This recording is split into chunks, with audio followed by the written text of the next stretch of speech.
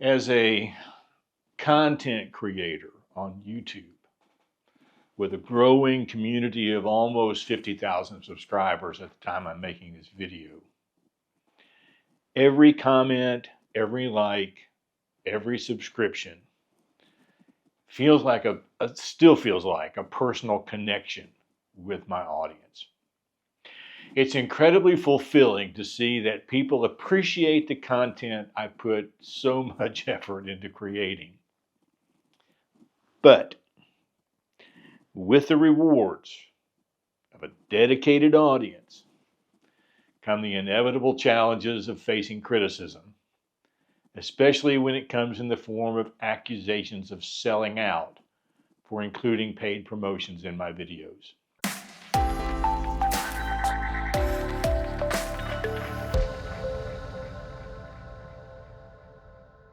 Just yesterday, a subscriber commented on one of my videos stating they were unsubscribing because they felt I had sold out and I was only focused on making money now. This comment, I have to admit, it hit me hard. Because as a creator, every piece of content I share is a part of me. And to have my integrity questioned, that's a tough pill to swallow. But I get it. I do. That, they don't really know me. They just watch my content. These kinds of interactions don't just apply to me, of course. All of us have received negative comments or negative feedback that have hit us hard, whether we're on YouTube or just trying to do our job or raise our kids or just clean our house to the best of our ability. Negative feedback, especially when it questions your motives and your integrity, can be deeply, deeply demoralizing. And it's easy to start doubting yourself and your intentions. Now, I am one that internalizes negative feedback far more deeply than positive feedback. I feel the positives are, maybe not really deserved in some way, but the negative comments focus on the real me. Now, that's some real internalized lying to myself kind of stuff going on there. But for me, that one comment overshadowed the countless positive ones, leaving me feeling a little disheartened and extremely misunderstood. And here are some common emotional responses we may experience when we all have this kind of thing thrown at us. Self-doubt leads you to question your content and whether you're really truly passionate about what you're doing or if you're just merely chasing financial gain. I didn't start this channel to make money, even though I knew it was an eventual possibility, but it has grown into something unimaginable for me. The offers to promote products come in 2 or 3 times a day sometimes. And I have turned down about 90% of those. They just don't feel right. They don't promote my channel. They don't add to my own life personally. But a few do. And the opportunity to add a little extra to my monthly Social Security income isn't something I really need to apologize for. Feeling misunderstood, especially when you strive to balance your passion for content creation with the practical need to earn a living, leads to extreme frustration. Evidently, my message isn't clear. I must have really messed up to be so misunderstood, is the self-talk I give myself. Now, these negative self-talk conversations has been a lifelong battle for me. And being on YouTube simply makes them louder. But we've all faced them. You don't have to record and upload videos to feel it. Losing a subscriber can feel like losing a part of your community, even a part of your family at times, particularly when the departure is vocalized with criticism. And it leads to sadness I watch the analytics on my videos pretty closely for a while until they sort of, fade off into the background. And I'm disappointed when one performs badly. I have to remind myself that it's a trade-off. Sometimes a low view count also leads to added subscribers who really like the content. And even the low view count can be an additional $20 to $30 to the bottom line of my monthly income. Now, whether you're a YouTube content creator or not, negative feedback is going to be unavoidable in life. And there are ways to cope and turn these experiences into opportunities for growth. So let's talk about a few of those. One of the first steps to overcoming the negative emotions stemming from criticism is to reflect on your motives. Simon Sinek calls this knowing your why. Revisiting why you started your channel, why you took that job, why you do that hobby, can be incredibly grounding. Are you still aligned with the original goals? If your motives are genuine and you're passionate about your content, remind yourself that it's okay to earn money from your hard work. Monetizing your YouTube channel, if you are looking to do such a thing, does not mean you've sold out. It means you're finding ways to sustain your creative endeavors. When I started my channel, my primary goal was to share my passion with the world. And over time, as the channel grew, so did the costs associated with maintaining and improving the quality of my content. Equipment, software, and time invested in creating videos, they all come with a price.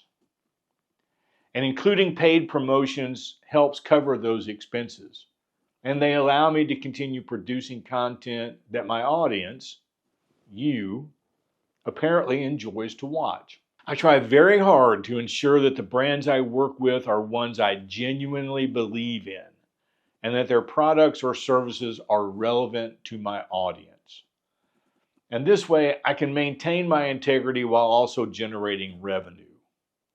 I've made one mistake in that regard by promoting a company with less than stellar customer service, and that collaboration ended immediately. Another critical aspect of dealing with negative feedback is to engage constructively in that situation. Responding to negative comments with a calm, constructive tone can turn a potentially hostile interaction into an opportunity for dialogue and understanding. Take the time to explain why you included paid promotions and how they help you continue creating content. Often, viewers appreciate transparency and might better understand your perspective if you're starting your own channel. Now, for this particular comment and the eventual unsubscribe that followed it, I simply told them I was sorry to see them go. And perhaps I should have taken the time to explain the realities of being a content creator. I could have shared how the revenue from paid promotions helps me invest in better equipment. It helps me enhance the quality of my videos, and it allows me to dedicate more time to creating content. And I also could have emphasized that I carefully select partnerships that resonates with my channel's mission and values. And I didn't do any of that. And I probably should have. Whether the negative comments are left on a YouTube channel or your employee end of the year evaluation, showing appreciation for feedback, even when it's negative, can help diffuse tension. Acknowledge the person's concerns and thank them for their input. And yes, teachers, I'm talking to you. It's the end of the year. This approach shows that you value their opinions and you are open to constructive criticism. And it also helps build a sense of community where others feel heard and respected. Now, for me, it's very easy to let one negative comment overshadow the positive ones. It's just the history of my DNA, as it were. But doing so can be detrimental to your own emotional well-being and overall motivation. It has been for mine. So spend time reading supportive messages. That's something I'm doing today. These affirmations can reinforce that many viewers appreciate your work and they understand the need for monetization. To keep the positive feedback at the forefront, consider creating a folder or a document where you save encouraging comments and messages from your viewers or from your supervisors or whoever it is that's giving you feedback. And whenever you're feeling down or doubting yourself, revisit these notes of appreciation. They serve as a reminder of the impact that your content has and the loyal audience that supports you. Additionally, I have found that engaging with my audience can further strengthen my connection with my audience. I try to respond to positive comments. I don't respond to everything, but I try to respond to a lot. And I thank viewers for their support, and I involve them in my content creation process. If you are a content creator, you might ask for their input on future videos, or conduct polls and create content that addresses their interests and questions. For me, I chose to do this about choosing a hotel I was going to stay at in Florence, and I got a lot of positive interaction. This active engagement not only boosts your morale, which is important, but it also fosters a sense of community and loyalty among those people who subscribe to your channel. Now look, I have created over 100 videos for this channel in the last year. Some of them have really overperformed. And some, well, they didn't. If I look at the analytics for a video like this one, you can see that the number of views fell far short of the average. And I get a message from YouTube, something like, your regular viewers are choosing not to watch this video. Ouch. That hurts. But then I look at that how to get rid of 35 years of stuff video that launched my channel. It has nearly 1 million views. And just about half, over 23,000 of all of my subscribers on this channel came from that one single video. And in the last year, it has earned me over $4,000. Lately, I have been absolutely gobsmacked shocked that my video on cooking a chuck roast like a ribeye, which is actually my least favorite cooking video I've done so far, it started to skyrocket in views, and I don't know why. It did nothing when it originally posted, but now it has over 100,000 views and is my third most watched video on the channel. And it has almost made $800 just on its own. What in the world? In the world of content creation, criticism is inevitable and it's part of the journey. However, it's essential to remember that growth often comes with challenges. Embracing authenticity in both your content and your responses to criticism can build a stronger, more understanding community.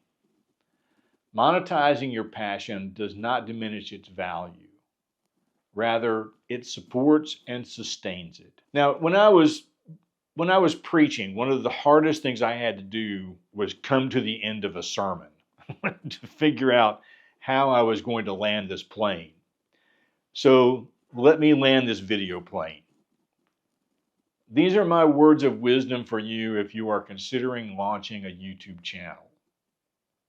While negative comments can be emotionally challenging, at least they are for me, they also offer an opportunity for reflection and growth and deeper engagement with your critics as well as your fans.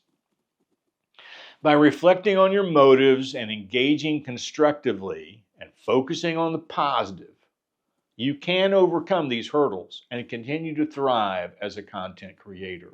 Remember, Your passion and authenticity are your greatest assets, and they will always shine in your work. I appreciate you watching, and we'll see you next time.